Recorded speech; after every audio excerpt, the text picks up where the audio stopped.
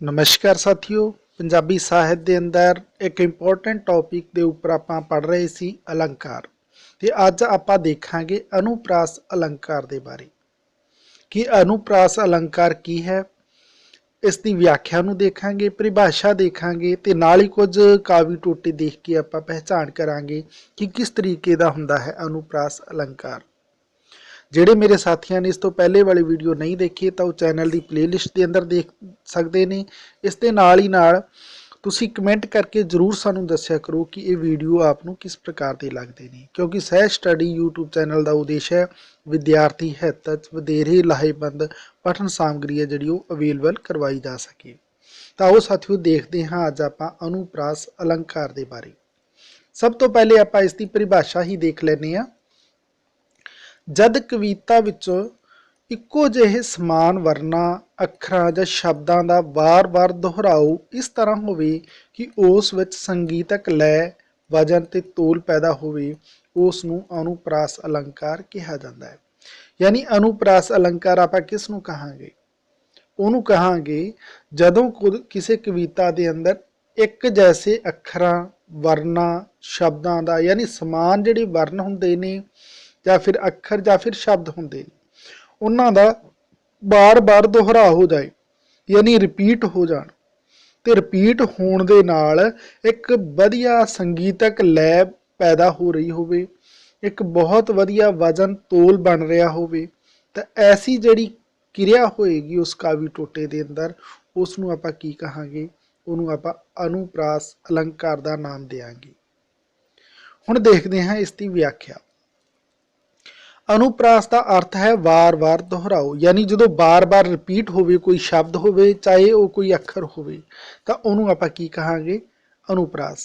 ते अनुप्रास का यह असल के अंदर अर्थ है कि वार वार दोहराओ होना। ये दोहराओ जां वार वार वरतों अखरां दी हो सकती है, शब्दां दी हो सकती है, जां फिर शब्दांशां दी भी हो सकती है। शर्त यह है कि इक्को तुक कावी पंक्ति जां कावी बंद विच होवे, यानी ये लिए एक ही शर्त है कि इक्को सतर के अंदर होनी चाहिए है, उस पंक्ति या कावी बंद के अंदर होनी चाहिए। किसी होर दे अंदर होवे तो वो फिर अनुप्रास का उदाहरण नहीं रहेगी। उस दे अंदर ही बार बार लय पैदा करने वाला कोई शब्द वरते जान तो वह अनुप्रास का उदाहरण होणगे। हुण आपां इस तो बाद देखते हाँ एक कावी टोटा जो अनुप्रास का ही उदाहरण है। ये पंजाबी के प्रसिद्ध कवि मोहन सिंह की आवाज़ों के अंदरों लिया गया है, जिहड़ा कि अनुप्रास का एक एग्जाम्पल किया जाएगा। पहले आप इस कावी टोटे नूं ही देख लेने हाँ। फिर रूप स्वरूप अनूप दिसै, फिर जिंद दिवाली, फिर जिंद दीवानी झल्ली झल्ली, फिर होश बेहोश मदहोश हुई, फिर पत्त रुलैंदी गली गली। यानी देखो ये अंदर लय शब्दां नूं जिहड़ा रिपीट करके एक लय पैदा किया गया है, जिमें फिर रूप स्वरूप अनूप। ये अंदर देखो रूप स्वरूप अनूप। फिर अगली जी पंक्ति है वो अंदर भी यही गल आई कि फिर होश बेहोश मदहोश, यानी शब्दां दा जिहड़ा दोहराओ आया है ये असल दे अंदर अलंकारिक प्रभाव है, अलंकार का प्रभाव है। यानी मोहन सिंह की जिहड़ी यह कावी रचना है उसने अपनी इस कावी रचना के अंदर अलंकारिक जिहड़ा प्रभाव पाया वो अनुप्रास का पाया। तो अनुप्रास ये कहता है शब्दां वरना वाकांशां का दोहराओ, तो इत्थे दोहराओ आपां नूं मिलिया है। इस तो बाद आप देखते हाँ इस अनुप्रास के बारे कि असल के अंदर ये अनुप्रास नूं आपां की कहीए।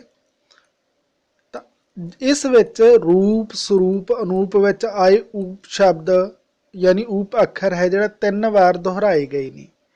इसे तरह ही होश बेहोश मदहोश विच भी होश शब्द है जिहड़ा वो 3 बार वरत्या गया, यानी रिपीट होया। असीं ये कहांगे रूप स्वरूप अनूप, ये तीनों रिपीट होए ने। फिर अगली जिहड़ी सतर अपने कोल होश बेहोश मदहोश उत्थे भी वो रिपीट होए ने। इस दोहराओ नाल एक संगीतक लय पैदा होती है, यानी ये नाल संगीत पैदा होया है इस कविता के अंदर।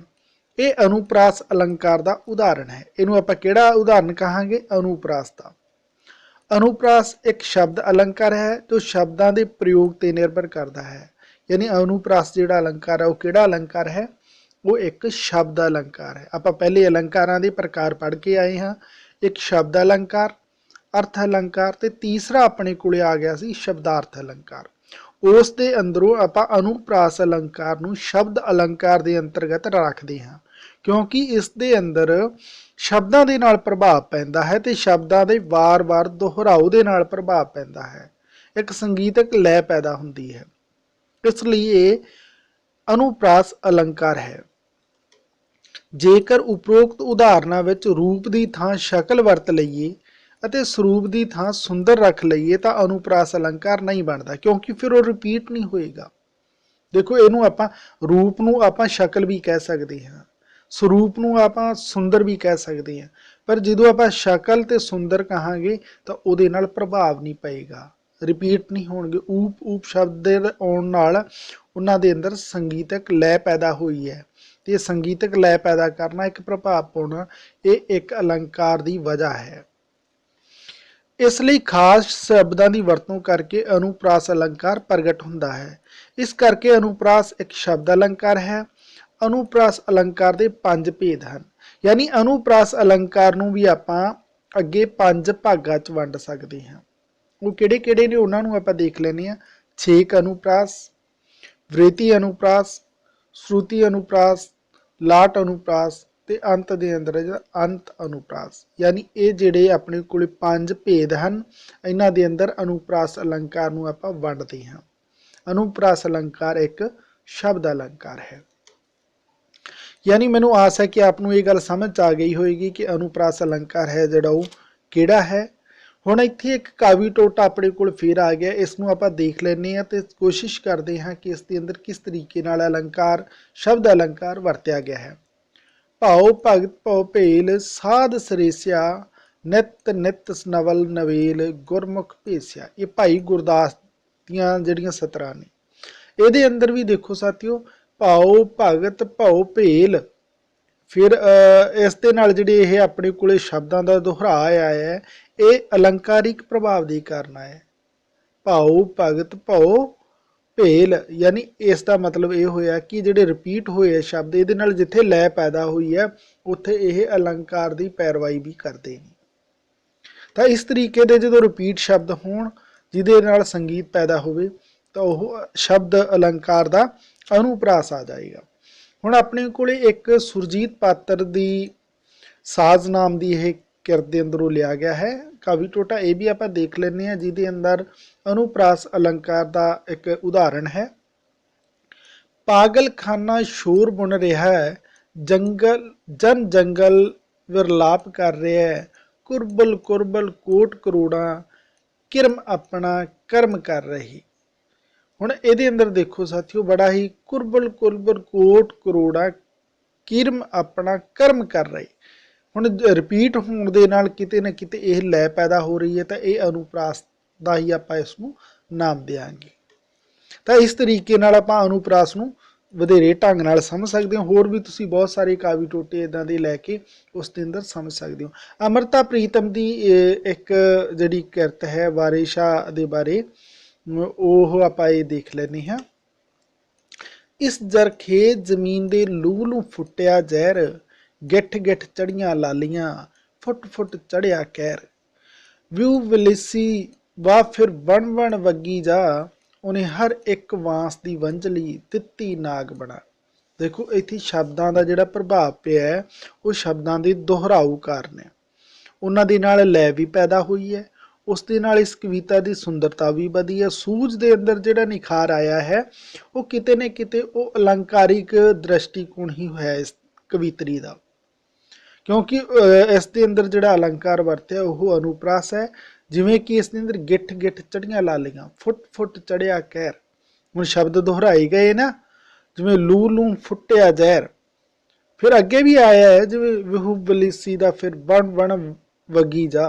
तो इस तरीके दे नाल जिहड़े शब्दां नूं रिपीट करके अमृता प्रीतम ने एक बहुत वधिया प्रभाव पाया है।